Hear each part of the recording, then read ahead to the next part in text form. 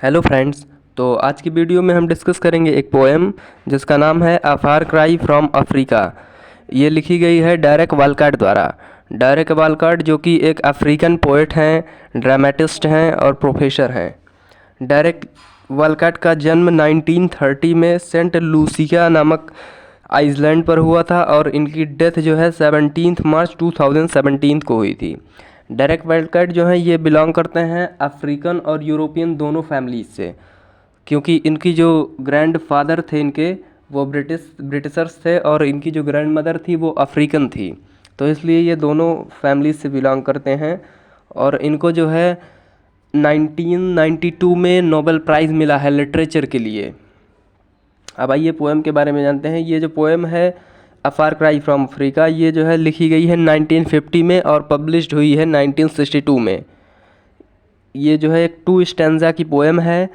इसके first stanza में 21 lines हैं और जो है सेकंड स्टैंजा में 11 लाइन्स हैं। ये लिखी गई है एक फ्री वर्स के रूप में और इसकी जो थीम है वो split identity, cruel colonial forces, unsympathy, dual identity and colonisation को प्रदर्शित करती है, उसको शो करती है।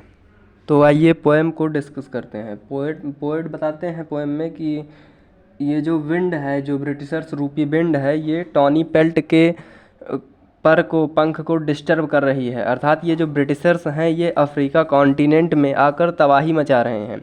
जब से ये आए हैं तब से इन्होंने तबाही मचाई हुई है और इससे पहले अफ्रीका में शांति थी, क्योंकि जब से ब्रिटिशर्स आए हैं ये कॉलोनाइजेशन के कारण पूरी अफ्रीका को डिस्टर्ब कर दिए हैं। किकुयू जो कि एक अफ्रीका की एजुकेटेड ट्राइब्स है को पोएट ने फ्लाइज से, बर्ड से कंपेयर किया है और पोएट बताते हैं कि किकुयू को पहले से ही पता चल गया था कि ब्रिटिशर्स यहाँ राज करने आ रहे हैं, इसलिए उन्होंने भी फाइट करना स्टार्ट कर दी थी ब्रिटिशर्स के आते ही। अफ्रीकन और पोएट्स के बीच में ब्लडी बैटल्स स्टार्ट हो गई हैं, एक वॉर स्टार्ट हो गई है, जिसके कारण जो यहाँ की हरी भरी भूमि है वो खून की नदियों के रूप में बह रही है।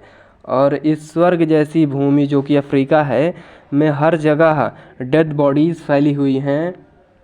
और जो ब्रिटिशर्स के आने के बाद यह सब हुआ है, इसके पहले यहाँ बहुत शांति थी, पोएट ऐसा बताते हैं।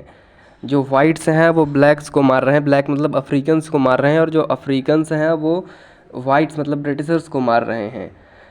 पोएट बताते हैं कि जो है ये वार जो है, इस वार में जो ब्रिटिशर्स की डेथ हुई है उन पर रोना जो है समय की बर्बादी है, क्योंकि ये ब्रिटिशर्स बहुत ही क्रूएल हैं। इनके लिए अफ्रीका के डेथ और लाइव पीपल्स एक समान हैं और ये ऐसा मानते हैं कि ये डेथ जो है ये उनकी कॉलोनियल पॉलिसी का एक पार्ट है, क्योंकि वो कहते हैं कि कॉलोनाइजेशन के लिए लोगों का मरना ज़रूरी है।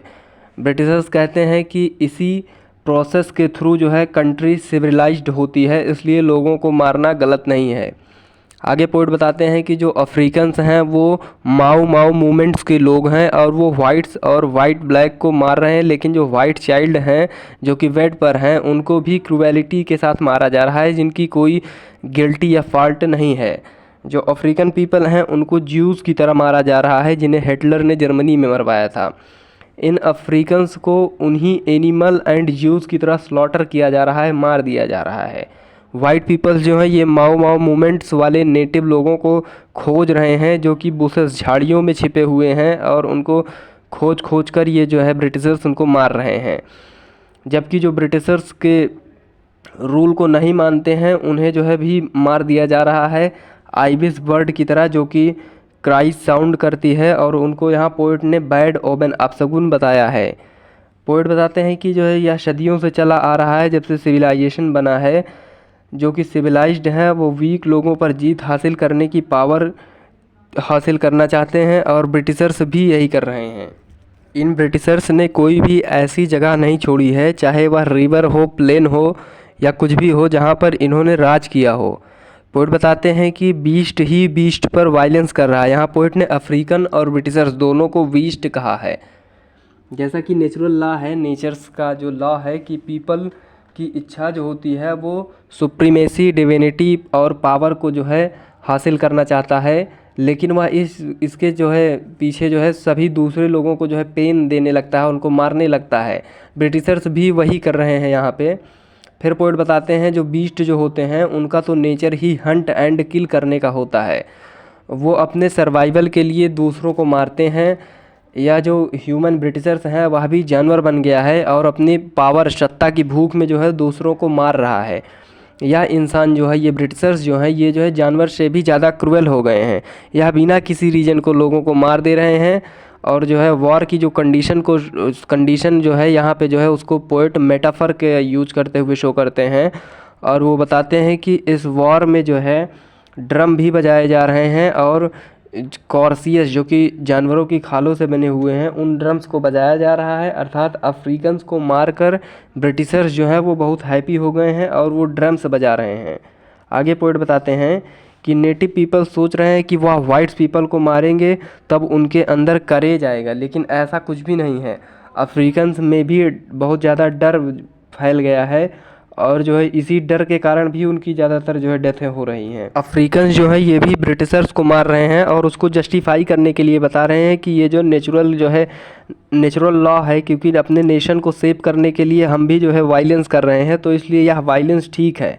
लेकिन पोएट कहते हैं कि यह जो नेटिव लोग हैं, जो अफ्रीकन नेटिव्स हैं, ये अपने डर्टी हैंड को फिर से उसी डर्टी नैपकिन्स में पोंछ रहे हैं, जिसका कोई मतलब नहीं है। अर्थात ये भी उसी जो है वॉर में शामिल होकर उन लोगों के साथ वायलेंस कर रहे हैं। और इन दोनों के बीच में, ब्लैक वाइट्स के बीच में, अफ्रीकन और यूरोपियंस के बीच में कोई भी दया भावना, सिंपैथी नहीं है। ये दोनों एक दूसरे को बड़ी क्रुएल्टी से मार दे रहे हैं। आगे पोएट अफ्रीकन्स को गोरिल्ला से कंपेयर करते हुए बताते हैं कि जो सुपरमैन है, ब्रिटिशर्स हैं, वो अपने आप को काफ़ी सिविलाइज्ड समझते हैं और वो उस लायक है नहीं, क्योंकि वो सिविलाइजेशन के नाम पर क्रुएलिटी कर रहे हैं, लोगों को मार रहे हैं। तो इसलिए जो है पोएट बताते हैं कि जो उनका जो ब्लड है वो दोनों कंट्री से बिलोंग करता है, दोनों कंट्री के कल्चर से बिलोंग करता है। तो इसलिए पोएट जो है वो डिसाइड नहीं कर पा रहे हैं कि वह किसकी तरफ जाएं, किसका साथ दें, क्योंकि दोनों ही वायलेंस फैला रहे हैं और उनकी वेन्स में दोनों कंट्रीज़ का ब्लड जो है वो फ्लो हो रहा है। क्योंकि पोएट की जो ग्रैंड मदर हैं वो अफ्रीकन है और जो उनके ग्रैंड फादर हैं वो एक ब्रिटिशर्स हैं। तो इसलिए वो डिसाइड नहीं कर पा रहे हैं कि वो किसकी तरफ जाएं।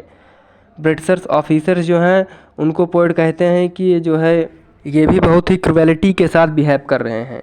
आगे पोएट बताते हैं कि मेरी जो कंट्री है वह अफ्रीका है और मेरी जो मदर टंग है वो भी अफ्रीकन लैंग्वेज है।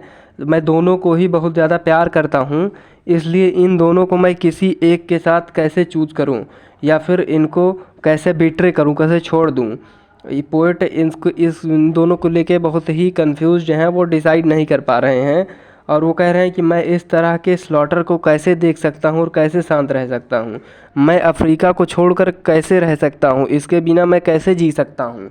पोएट अपनी कंट्री से बहुत ज़्यादा लव करते हैं, इसलिए वो ऐसा कह रहे हैं और लास्टली वो कहते हैं कि मैं अफ्रीका के ही साथ रहना चाहता हूँ। तो इसी के साथ ख़त्म होती है यह पोएम। Okay, thank you.